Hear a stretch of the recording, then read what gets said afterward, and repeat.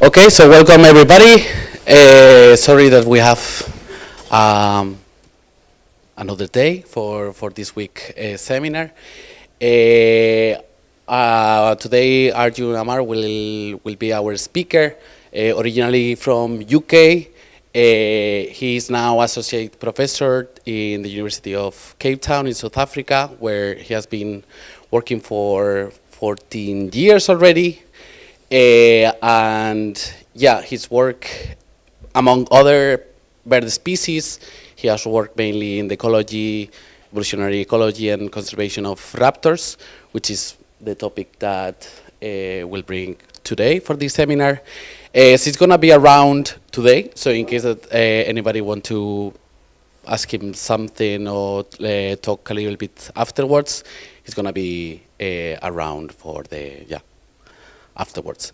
So that's all from my part. The floor is yours. Thank you. Thank you very much. Thanks very much for having me to speak here.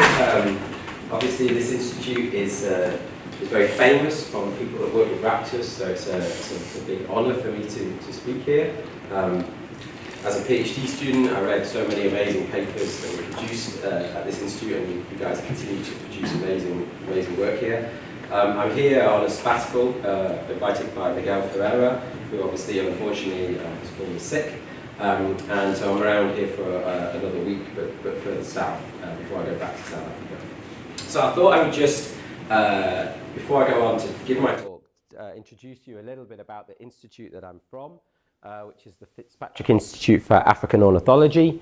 So we're based at the University of Cape Town in the far south of South Africa. Roberto asked me if this was the institute, but no, we're not very big. I said that those three windows basically is the institute. This is the campus of the University of Cape Town at the foot of Table Mountain. And we're an institute that sits within the Department of Biological Sciences. So we're a relatively small institute that conducts both research and training of postgraduate students and undergrads. Our main research focus is in ecology, evolution, conservation of birds, and we have four core staff members. So there's Susie Cunningham, who's the newly appointed director. There's myself, Arjun Amar. There's Robert Thompson and Claire Spottiswoode. And we also have a honorary research professor, Peter Ryan, who just retired recently as the director. So as I say, we do research and we also do postgraduate training. So a little bit like, quite similar to this institute in many respects, where we produce and train MSc, PhD students, and we also run a MSc course in conservation biology. And we graduate about 25 postgraduates each year. We also have, and some of you may be familiar with this, we have citizen science projects housed within the Fitzpatrick Institute. So we have SABAP2, which is the Atlas survey across South Africa and now across Africa as a whole, in its infancy for that stage. And we also have SAFRING. We host SAFRING, which is the African Ringing Organization. We also have the Niven Library, which is the largest ornithological library in Africa. And if any of you are looking for obscure literature on African ornithology, then I recommend you contact the librarian, and she really enjoys finding different material that she, it's her absolute pleasure. So if you're looking for something obscure, or a PDF of a journal that you can't get hold of, then feel free to contact Janine, and she'll do her best to find that source. So my research group, it works principally on raptors, not exclusively, but mainly on raptors and mainly on African raptors as well. And I have three main focuses in my research group. So conservation biology, conservation conflicts, and ecology and evolutionary biology. So within the conservation biology, we work on lots of vulture species and large eagles. And we also work on minimizing, so this is on understanding their population changes, drivers of declines, but we're also working quite a lot on minimizing impacts of wind farm developments. As was mentioned, I'm originally from the UK, and I still work within conservation conflicts, including on persecution of raptors in the United Kingdom, which I'm sure many of you are familiar with, is a big deal with raptors and game birds. Again, similar parallels with Spain and some of the birds of prey that are persecuted here as well. I also work with nuisance species like Egyptian geese and pied crows. And then lastly, I work with ecology and evolutionary biology of raptors. So one of my main focuses has been on coloured polymorphism within the black sparrowhawk. So here's the same species and occurs in two different morphs, the dark morph and the light morph. And also I've worked in urban ecology as well. But it's this area that the talk today sort of largely focuses on. So what I'm going to talk to you about today is the idea of using web-sourced photographs to conduct research on raptors. And so first of all, I'll introduce the origin of the idea of using these photos from the web to explore different questions. I'm going to talk about validating the method, a paper we published in Methods in Ecology and Evolution a few years ago, where we demonstrate that this is a viable method and it works pretty well. And then I'm going to talk about how we've applied this and expanded out this approach. First of all, looking from an evolutionary ecology perspective, looking at plumage coloration, both for colomorphic species and also key plumage characteristics. And then how we've expanded it out further now to look at raptor ecology and conservation, specifically focusing on diet studies of raptors. So I'm a really, really bad photographer. I just literally can't take photos of birds at all. So as a result of that, I spend a lot of my time stealing other people's photos. So I apologize if any of your photos appear in this talk.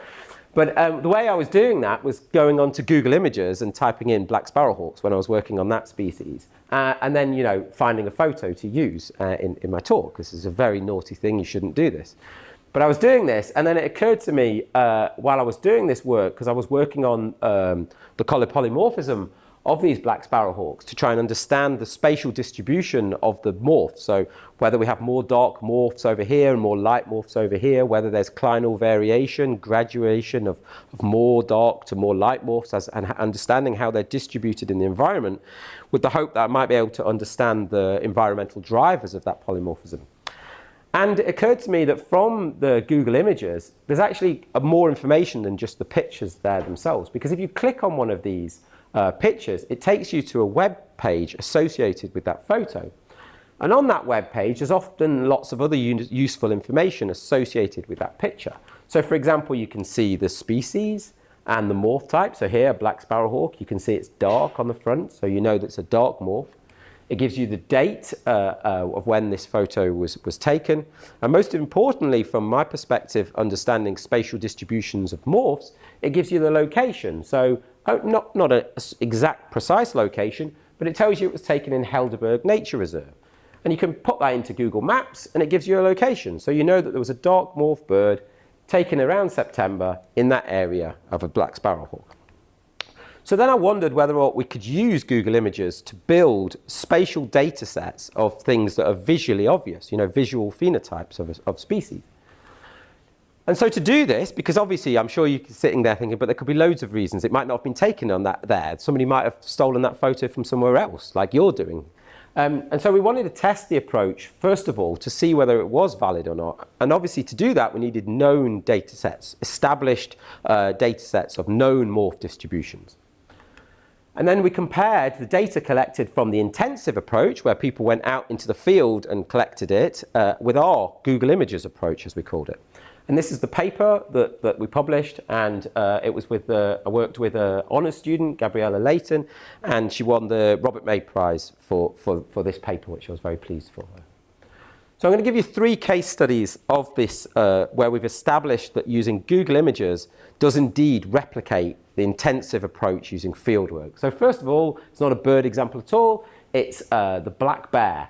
And I didn't actually realize that there were different morphs of black bears till we started doing this work. But in 1987, Rounds published this paper that described the proportion of the different morphs of black bears. So you get black ones, and then you get brown ones, and then you also get all these creamy coloured ones as well.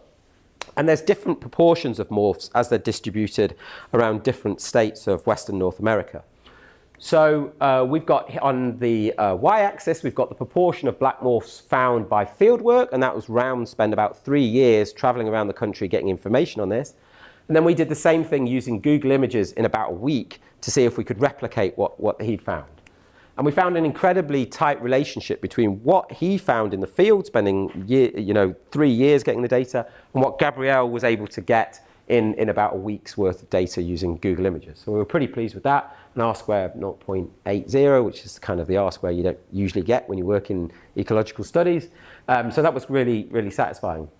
And then I've been doing some work with Alexander Rulin, that some of you may know, who works a lot on barn owls. And he's spent the last 2 decades traveling around the world, having a nice time, going to lots of different museums, and quantifying the different morph colorations of those barn owls around the world.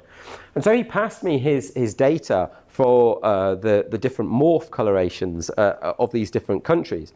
And again, we did the same thing. So this is Alexander Rulin's data, and then this is the data collected using Google Images. And again, each one of these dots represents a country and an average score. So he scores them from 1 to 8 according to how russety red they are.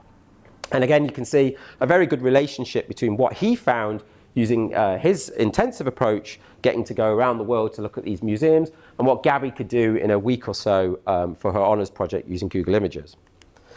And the last example that I'll give is the actual example that I referred to before, and the reason why we thought this might be a useful approach. And this is looking at black sparrowhawks. So as I said to you before, you've got dark morphs and you've got light morphs.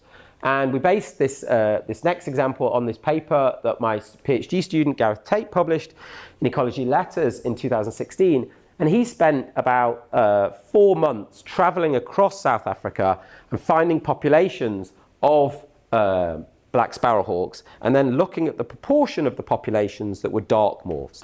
So each of these pie charts shows you the proportion of the population that were of this dark morph.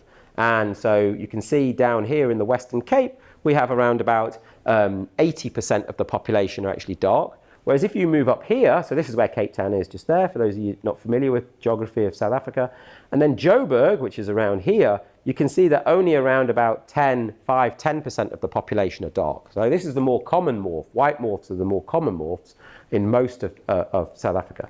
And as you move from west to east, the proportion of dark morphs in the population declines substantially. So this is, as I say, he took 4 months, he got this data, and then we could relate that to environmental variables that might be associated with driving the morph distribution across the country.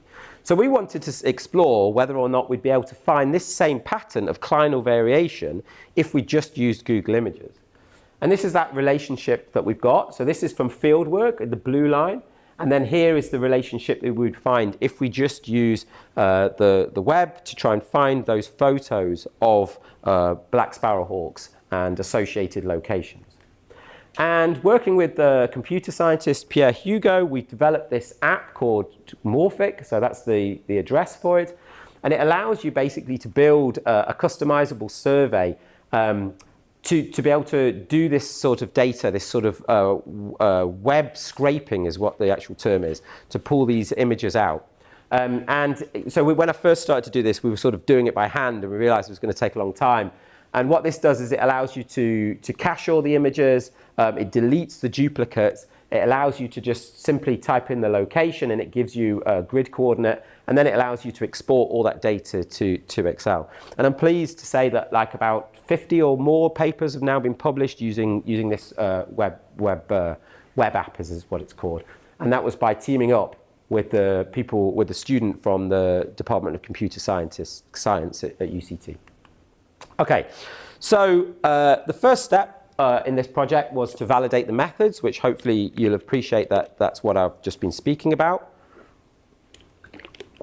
So it seemed like it works well. And the next step was now to generate new data to test hypotheses that we were interested in. And the first system that we worked on was this species here, which is a Swainson's hawk in North America. And it's a polymorphic raptor again. So it's actually got continuous polymorphism, but usually classified into, this is the normal morph, so the light morph, this is the intermediate morph, and this is the dark morph. So you've got these 3 different morphs. And it's long been suspected that this species shows clinal variation. And so by clinal variation, I mean this gradual change in morphs. It's not just that there's some dark ones over here and randomly distributed. It's this sort of gradual change in morphs from one area to another. which not all species display. You know, so some species, so you have just random distributions and there's not an obvious gradient. But it was suspected to vary clinely with more dark morphs in the west, but nobody had ever empirically tested that information. They suggested that that's what they observed in the field. And we were interested to explore that because we were also interested to explore how common was the pattern that we'd seen for black sparrowhawks. So this is back to that original paper again. This is that distribution of black sparrowhawks. And this shows the key variable that we found was associated with the distribution of black sparrowhawk morphs across South Africa. And that was the light levels, solar radiation. And the hypothesis for that is that in duller regions, these dark morphs, so where there's less solar radiation, they're more camouflaged. So they capture their prey more often. And that's what this whole paper is about, showing that indeed in brighter light conditions, the darker morphs capture less prey. And in duller conditions, they capture more prey, and the inverse is true for the light morph. So we were interested to understand how common that pattern might be for other raptors. Do other raptors show, is this the phenomenon that can explain the distributions of morphs of all raptors across the globe? So we thought, well, let's have a look at the distribution of morphs for Swainson's hawks and see if that also correlates with solar radiation. So asking the question, how general is the pattern that we found for black sparrowhawks? How general is it for other polymorphic species around the globe? So do other polymorphic raptors like Swainson's hawk show this spatial pattern in relation to rainfall? And we also explored other key environmental variables, solar radiation, temperature and rainfall, which we extract from the location where the photograph was taken. So again, we used Morphic for this study, which is that web app that I described before. And this is the paper that we published on that, which was published in 2019 in the Journal of Linnaean Society. So this here is the map of this species, the Swainson's hawk. It's a migratory raptor in North America. So this is the breeding range. This is the passage migrant here, and then it winters down here. And so we selected photos just within the breeding range to explore the morph distribution of this species. So this is where we found all the usable images. We got nearly 900 usable images from the website. So these are people taking photos, loading them up, saying, I saw this nice hawk, Swainson's hawk here. And so that's what a usable image is. You need to be able to see the bird, you need to be able to see from the front to see its morph, and you need to have a location to be able to get this information. And then this shows the distributions of those morphs. So the dark one for the dark morph, grey one for intermediate, and light is the white dots. And you can quite clearly see there's very strong clinal variation. Just visually, you can see that it's true. There's a lot more dark birds in the west than there is in the east. And this just confirms that pattern. So this is longitude, probability of dark morph, and you can see it declines as you move from west to east. Then next, we went and we extracted the environmental data associated with each of those locations for those birds, and then explored what variables were associated with the probability of being a dark morph. And this was the key one that we were interested in, whether or not there was a relationship between solar radiation, which is what we found for the black sparrowhawks. But we found no relationship. So there is no relationship. The distribution of the morph isn't associated with solar radiation. However, there was a relationship between temperature, maximum temperature, and rainfall. And this was the relationship. It was negative for both of those. So what that means is that there's more dark morphs where it's colder and where it's drier. And that provides support for this alternative hypothesis, this thermal mannerism hypothesis. The idea that you want to be dark in a place that's very cold because you get more benefits from the sun. Which actually, interestingly, I noticed in South Africa, all the cars are white, basically, in South Africa. And here, you're kind of half and half, really. You've got quite some white cars, but yeah. And if you probably go up to Scotland, they should really all be black, really. Yeah. Anyway, that's what this basically, we found support for. So it wasn't suggesting that pattern that we'd seen for black sparrowhawks was common elsewhere for the other species, at least for this one. So we're expanding this out now and looking at other species. So what the two species we're working at the moment is the red-tailed hawks, and we're also looking at Peregrine's hawks to see whether the pattern that we observed for this thermal mannerism hypothesis across North America for the Swainsons is also present for the red-tailed hawk, a really, really common, another common buteo that's distributed across North America.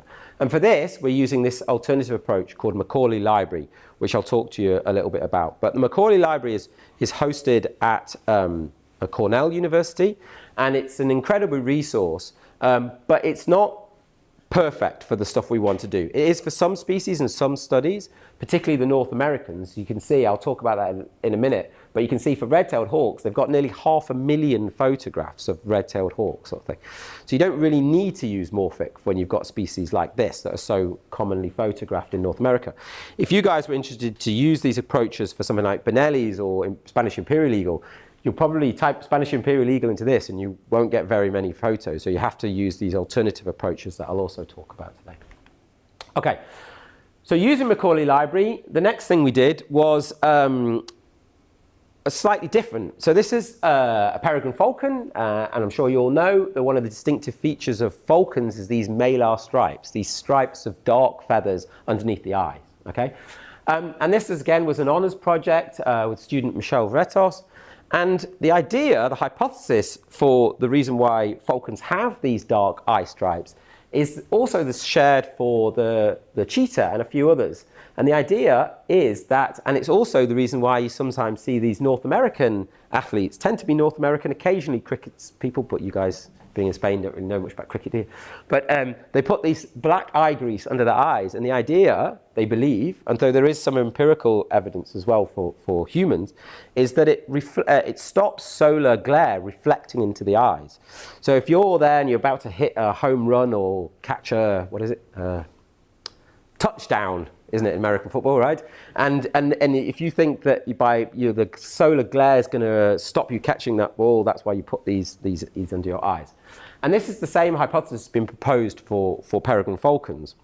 But no one had ever actually got any empirical data for that at all to ever explore that. It was just spoken about. And actually, when you look at the literature on websites and stuff, it's always stated as a fact. This is what it's for, and that there's no evidence for it at all whatsoever.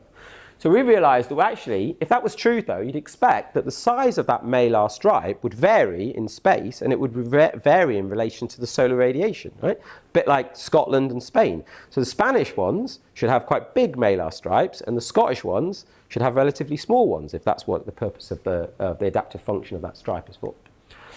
So using Macaulay Library, Michelle extracted, she managed to score nearly 2,200 photos of peregrine falcons distributed reasonably well. Obviously, you have a bias in terms of where photographers are, but you know, you've got good numbers in India, Australia, the UK, Spain, and obviously there's a lot of variability in the solar levels within North America itself anyway. And then she scored the width, the contiguity, the prominence, and the length, all these different measures of the malar stripe itself, and again extracted remotely sensed environmental data for each of these locations. And this is the key variables here. We looked at solar radiation, rainfall, and minimum temperature. And you can see for all these three out of the four, so the width of the malar stripe, the continuity with the hood, the prominence, that's the darkness, all three of these were associated with solar radiation. The only one that wasn't was actual length of the malar stripe. So there was good support then for the solar glare hypothesis for peregrine falcon.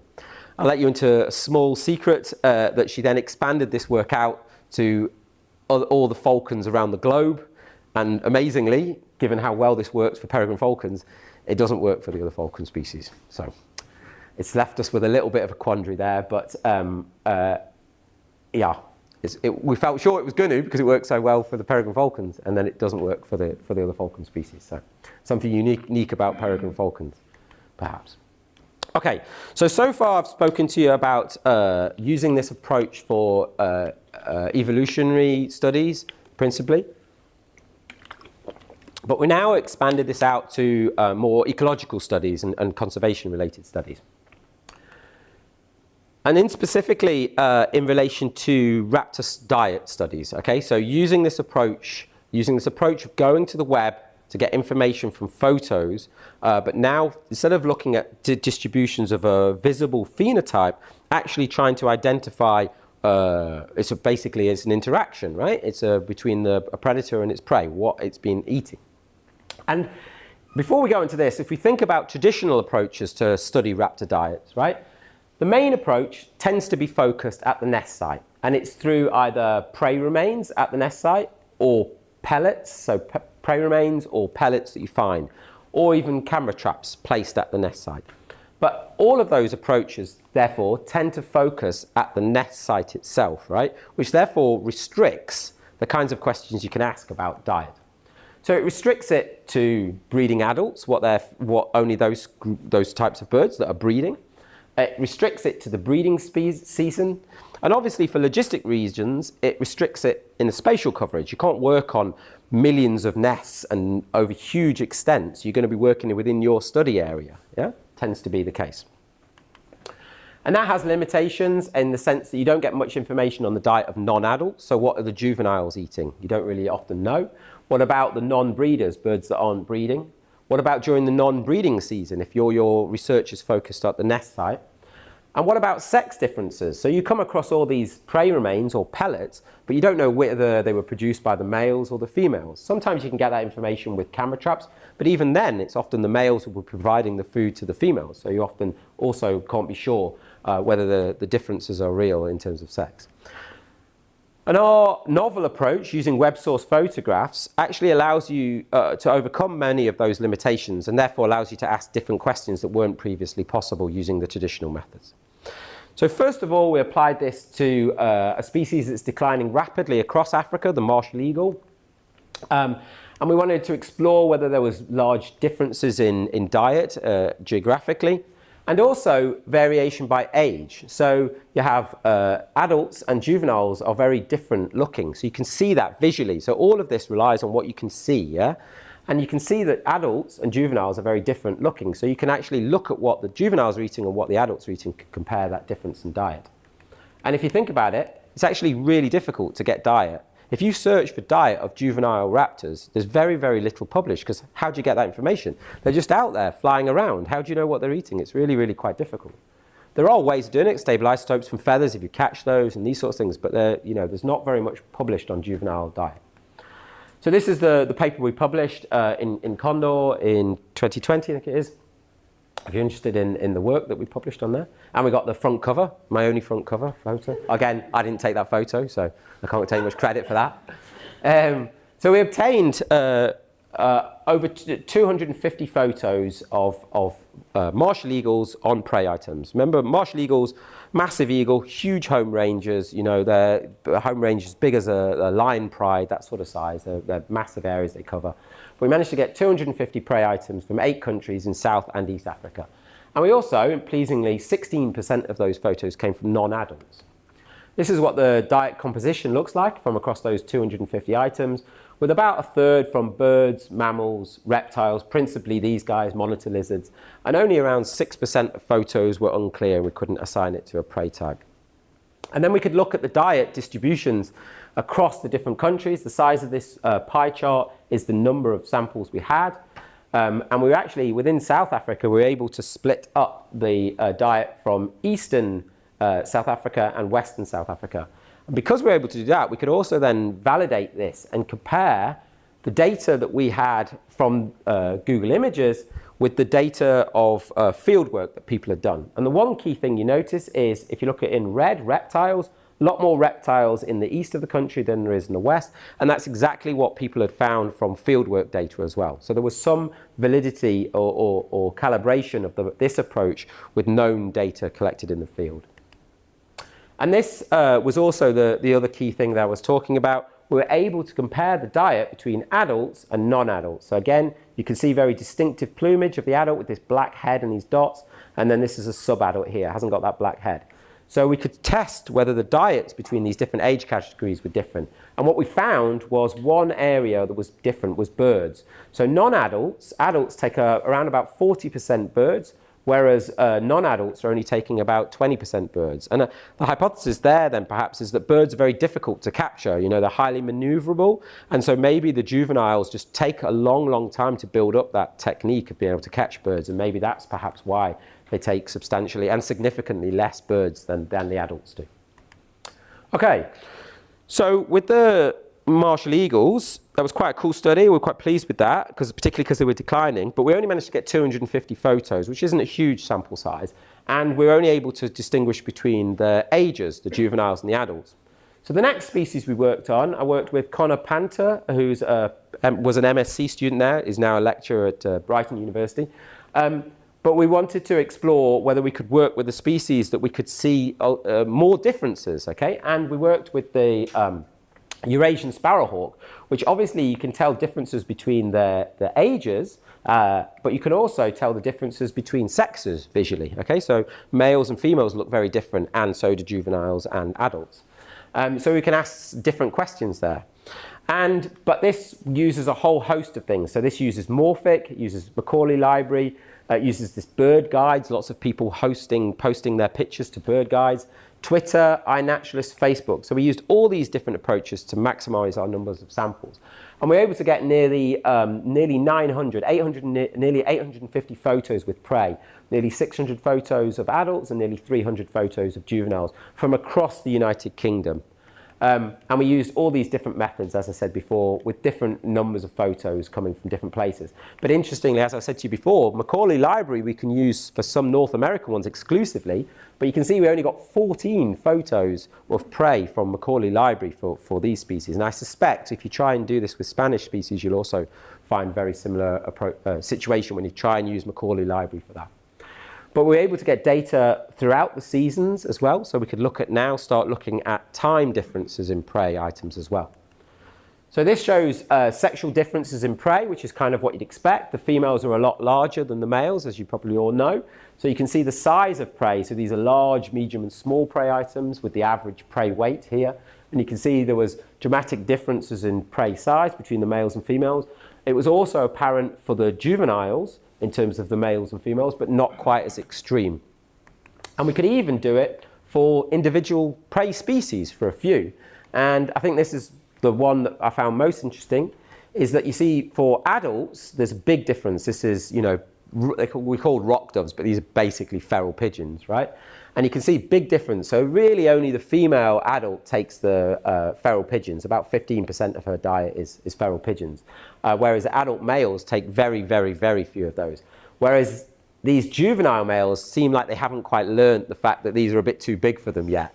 And they try and take some of them here as well. And so the difference between the males and females is not so extreme for the juveniles.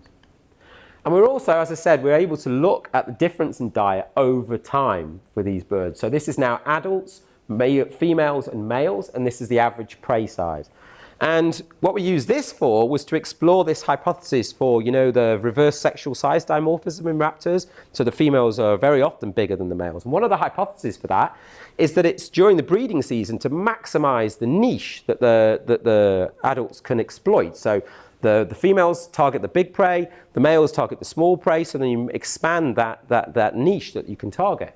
So if that was true, though, you'd expect that during the breeding season, that would be when the prey size difference would be greatest. But actually, when we looked at it here, the males reduce their prey size, but so do the females.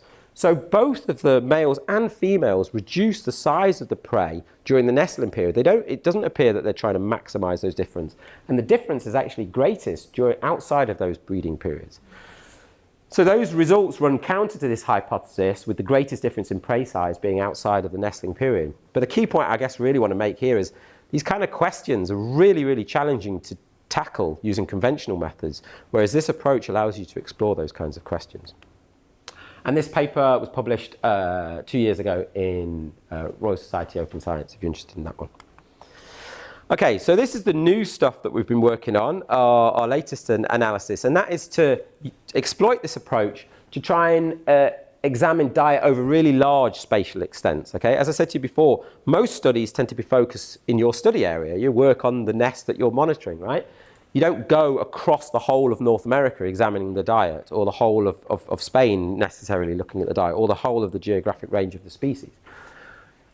And that means it's very difficult to explore these biogeographic patterns in diets. There has been a couple of studies that have done that. So the two that I highlight are work by Julien and Beatrice on the Montagu's Harrier, and Alexander Rouland's group, Romaro, who've done it on barn owls.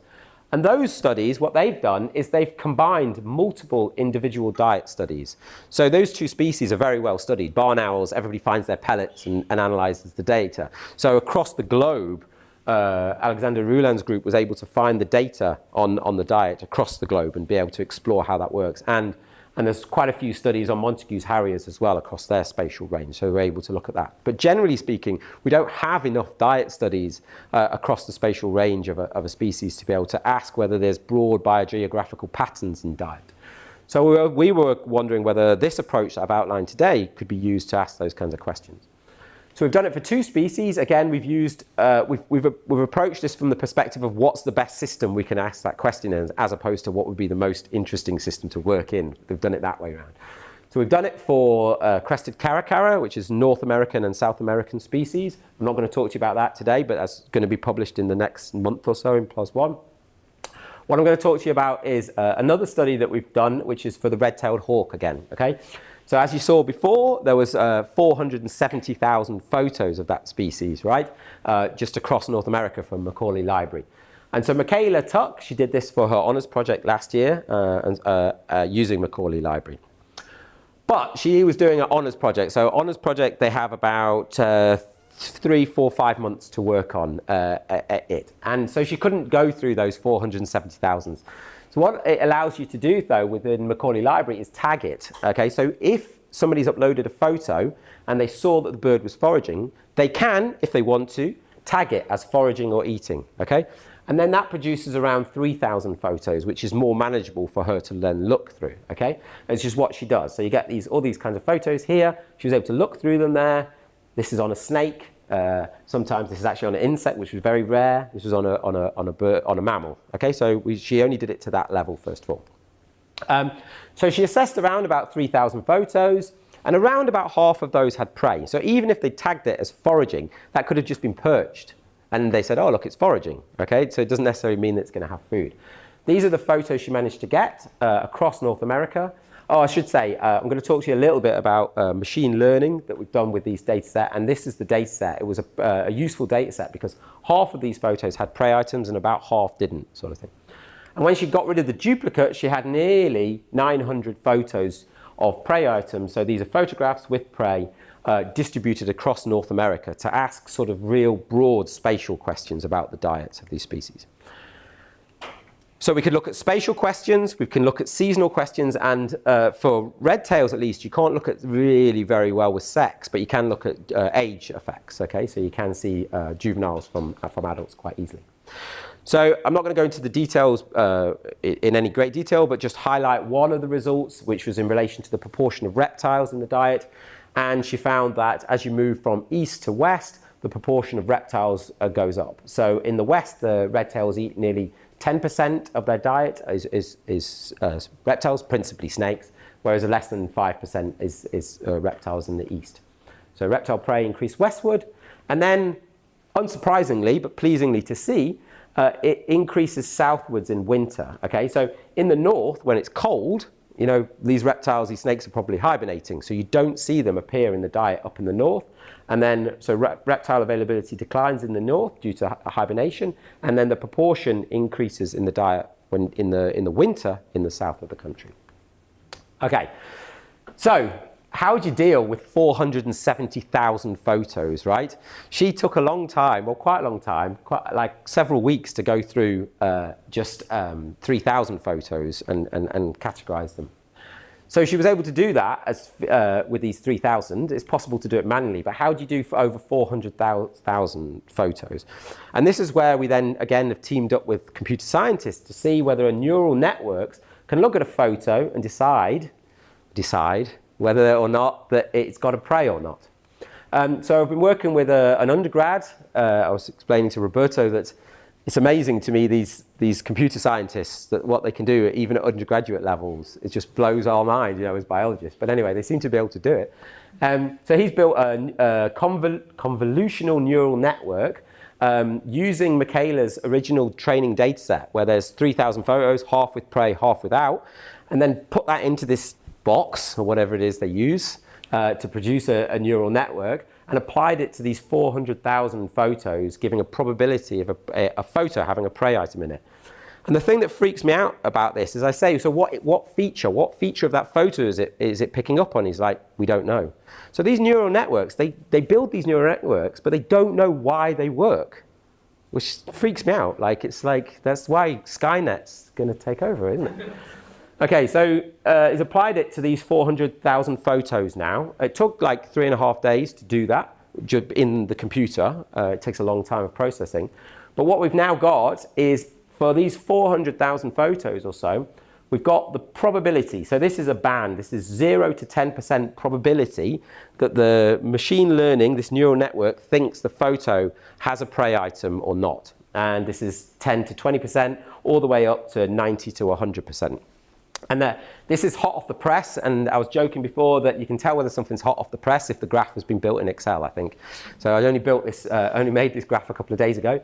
And what we've done is we've then categorized, we've subsampled from all of these bands. Okay, we've taken a few hundred photos, each of us who are working on this project, and looked to see whether or not they had prey items in them or not. And this is what this red line is here with the confidence interval here. And this is the proportion of photos in these different bands that did indeed have prey items in there. Okay? And so you can see that within this 90 to 100% band, it jumps up dramatically, up to around 20% of the photos having prey items. But there's still nearly 40,000 photos in this band. But the last band, this 1% probability band, so 99% to 100%, we've been through 4,000 of those photos now, and around 60% of those photos had prey. So it looks like this neural network works, and it works in a way that allows us to manually process these data. So they've yielded these 4,000 photos. You can go through 4,000 photos, you can't go through 400,000 photos.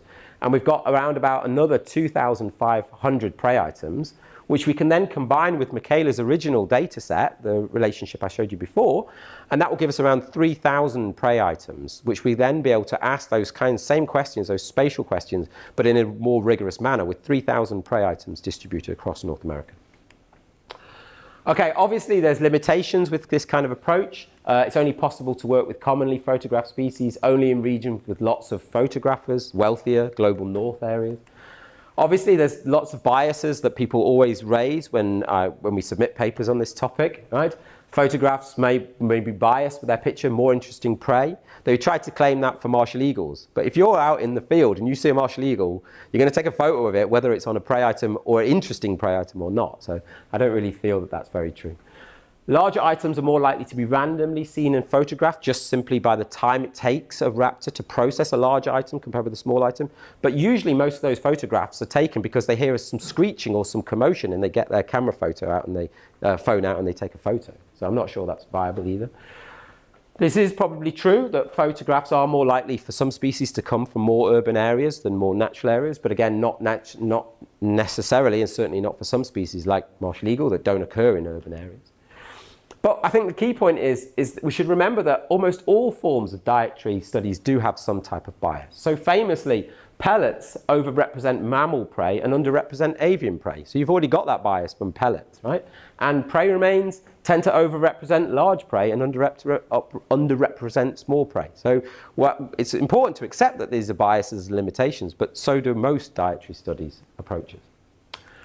There's lots of other ornithological applications for this, so colour polymorphism, plumage abnormality, molting patterns, migrations, interactions, and obviously it's really useful for student projects as well. And every time I introduce this idea, people come up with their own ideas for their own study systems, and I'd be very interested to hear your ideas.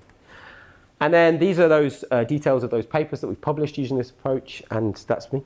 Thank you very much indeed for listening.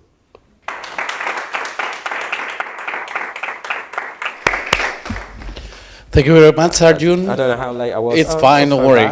We have plenty of time. Okay. And it was very inspiring. I think many people in the EBD will be very interested to see this video after watching YouTube. And we had like some audience in YouTube, so don't worry. For those audience can ask in YouTube, we are reading you in case that they want to ask you. But yeah, from the room, any comments, any questions? Yeah, thank you so much for your talk, very inspiring. And I have many questions, but I will try to focus. First, it's just something technical. I wanted to ask, how do you process the pictures? So do you, I mean, you were explaining that you were using machine learning for reducing the amount, but then you take the data, the metadata by hand, I mean, manually. Absolutely. So that's a key question that lots of people ask, because we've got this app, and all that does is it streamlines the process. It streamlines it, but you have to do it. You still have to do it. So for the prey items, for example, it's just, to be honest, it doesn't take long though for the prey items. Well, let's compare a pellet. How long does a pellet take to analyze? That takes quite a long time. You'd be lucky if it takes 5 or 10 minutes. So it does take time, but yeah, you have to, depends on what kind of information you want. So here, what we're establishing is the age of the bird and then the prey type. And then the date and the location? Also? Yeah, so that is quite good though, actually, because when you download the data from Macaulay, that gives you the grid reference and the date. So that's already taken care of, and on an Excel sheet. So really all you're filling is the actual additional information you want. So when it comes to using Macaulay stuff, that's quite good. That's all there and exported directly from Macaulay in an Excel sheet, and you can just fill in those ones. So that really helps. Yeah. But if you're using Morphic, you have to do that yourself. So you have to go onto the web page, look to see when the photo was taken. You have to go through it. Where did the person say they took? In Seville, okay, in Cadiz, in Barbete. And then you have to then type that in but in Morphic, it allows you to type it in, and then it gives you a grid coordinate. So that Morphic app just streamlines the process, but there's still manual processing. Yeah. Okay, and then this links to my second question. Have you tried this citizen science project like observation or eBird? Not only iNaturalist, there are many others, and GBIF data. Have you tried with that? So this Macaulay library links to eBird. So anybody that's on eBird and they're doing their eBird and they take a photo, will automatically goes onto Macaulay library. So they're the same system. eBird and Macaulay are the same system. And yeah, so for some of the other studies I mentioned before, the Sparrowhawk, this one here, this uses iNaturalist here. And this tells you the different proportion of photos. So iNaturalist got us 34 photos out of 840. So not very good for that species. And observation, you have not tried? No? Is that another app? No, I've not heard of observations. No. But interestingly, it's by country, definitely. See, bird guides. I don't know if you guys have ever heard of bird guides, but that's just a British-based site that birders go onto. And we got almost a third of our photos, more than a third of our photos actually came from bird guides. And I know that in different countries they have their own one. So the Swiss guys that are birding, they have their own one, the Austrians, and maybe it's the same in Spain as well. They have their own ones that their local group posts to. Yeah. So thank you so much. I think it's very, Also another possibility, and I'm just stopping, sorry, is to use the collections from the museums, the natural collections. Here we have one, for instance, very large, although it's not known for the moment, unfortunately. But you have other collections are digitalized, so also you can try with that for the questions about morphism. Yeah, absolutely. So if there's a digitized image from the museum specimens, that will definitely help. Yeah, that would you could for the plants use it. We also use that for the herbaria data. Okay, cool. Thank you.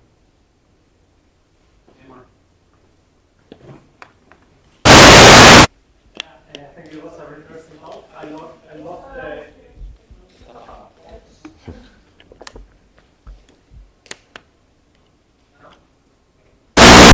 I would say like a very interesting talk. I love when people use technology tools to improve the efficiency of fieldwork. That's amazing. But I have a question with for example, how do you see the advance in technology, but this time in the application that create images, like generative imaging, machine learning? The risk of these applications, these people creating their own images, people faking their own images, and then you feed that to a machine that kind of does not understand that it's a fake image. So it starts making a lot of noise in these kinds of data set. Have you any kind of problem with fake images, like people that using Photoshop for faking images, or images made by a computer, and then your system is not able to see? Yeah, that's a really interesting question. I guess that question only exists this year. You wouldn't have asked that question 2 years ago, because because of DALI and OpenAI. But it's a really good point. If there are these crazy people that are creating photos of red-tailed hawks eating fake prey items and uploading them to Macaulay, it's going to be a problem. But I guess it would have to be my worst enemy, wouldn't it, that was targeting that to spend their time doing something like that, or try to bring down Macaulay Library. I wonder whether Macaulay Library are starting to think about that, though, about that. But you're absolutely right. In theory, I would say at the moment, I've had to play around with that DALL-E. You can still tell they're fake, but it's probably only a couple of years down the line where this is all redundant. Thanks for that. Yeah. And that's all, like using Google, using social media. After all, it fits a lot of noise in that thing, because the problem is once it's easy to make, only one person can make a lot of noise due to like making replicates and replicates and replicates. I mean, I guess that's one of the reasons why we first tested the validity of it on fieldwork data, right? Because for that reason, people were saying, you could just, it could be a stuffed black sparrowhawk, or it could be a photo from somebody's own pet one, and they say that it's here and stuff. So that's why we wanted to test, first of all, whether, I guess it's essentially this is a citizen science work, right? And the thing with citizen science data is it's noisy.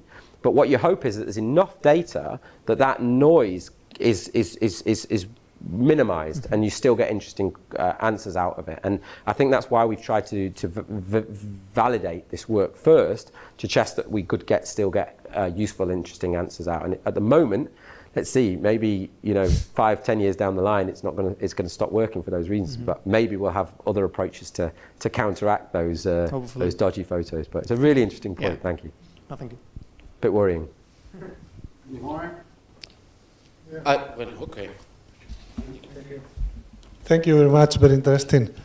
I was wondering whether this approach, which is very cool, it has been used for to study other kind of interactions. Let's say plant-animal interactions, pollination, herbivory, frugivory. Yeah, it has. Yeah. So when I first did this work, I was worried that somebody else was going to do it before me, but we published that methods paper, and then a month later, another paper came out using a very similar approach to look at bees on flowers for the pollination perspective, sort of thing. Yeah, I haven't actually checked who's got the most citations. Actually, must look at that. Yeah, I was there 3 weeks beforehand, I think. Yeah. So they have done that. The other study that people have done. So a lot of people have used Morphic to explore these kinds of questions now as well. Oxpeckers. So looking at the different oxpeckers, the birds that sit on wildlife and pick the parasites off, to see what hosts they're sitting on and things like that.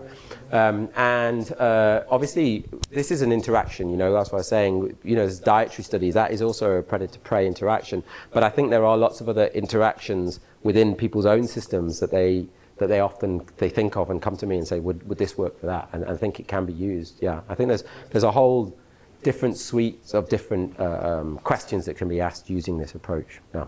Thank you. Another little thing. Do you record the time of the day so you can do like circadian studies? No, we definitely have never done that, but I think that would be quite difficult because you'd have to rely on, when we do this, we do it to month or even season. And then that person took that photo in that month or that week. But you'd have to rely on the person who took that photo to say, I took, or for it to be time tagged.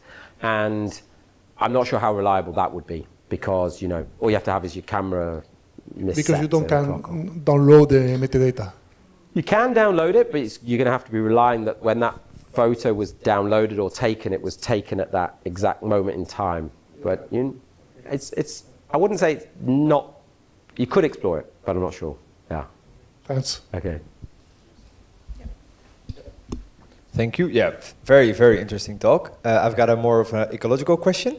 So with the Marshall Eagle, you showed that the shift basically in diet from juveniles to adults. So the adults take more bird prey than the juveniles. Yeah. But then would you, based on this, think that it's more beneficial for the adults to prey on birds rather than the mammals, which decreased in abundance of prey within the adult group? Yeah, so the way that we interpreted that data was that obviously birds form a part of the prey of martial eagles, but that they are fast and maneuverable, right? And so we know, though, that a bird prey compared with the mammal prey, the bird is very rich, right? So if you eat a breast of a guinea fowl compared with the leg of a rabbit, that breast of the guinea fowl is a lot richer, it's darker red, and so it's higher quality meat. So I think particularly feeding their young, that could also be another explanation, though, why the adults take more birds, because they're trying to take the best quality stuff to give it to their chicks. But that would be an alternative hypothesis for why.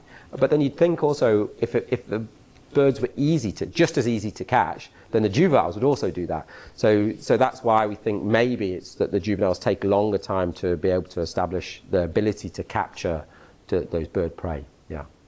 Does that make sense? Yeah, Yeah. makes sense. Okay, Cool. thanks. Any further one? I have just very small one. I guess that many of the photos will not have any information about like the place stuff.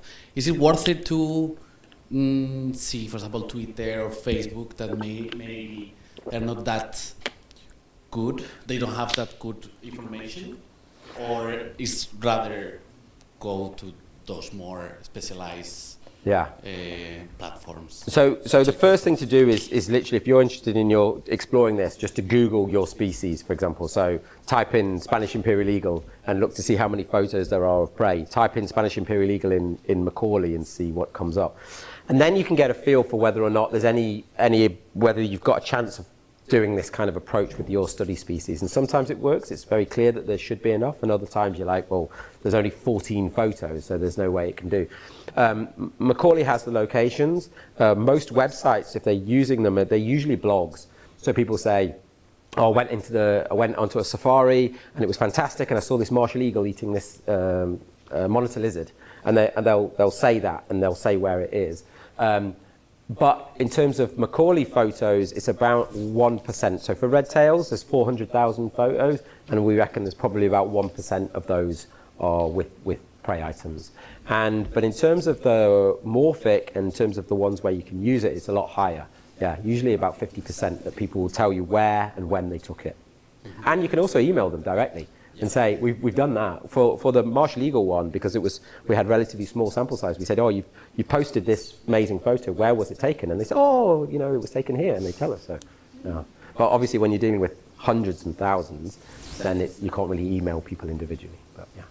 Okay.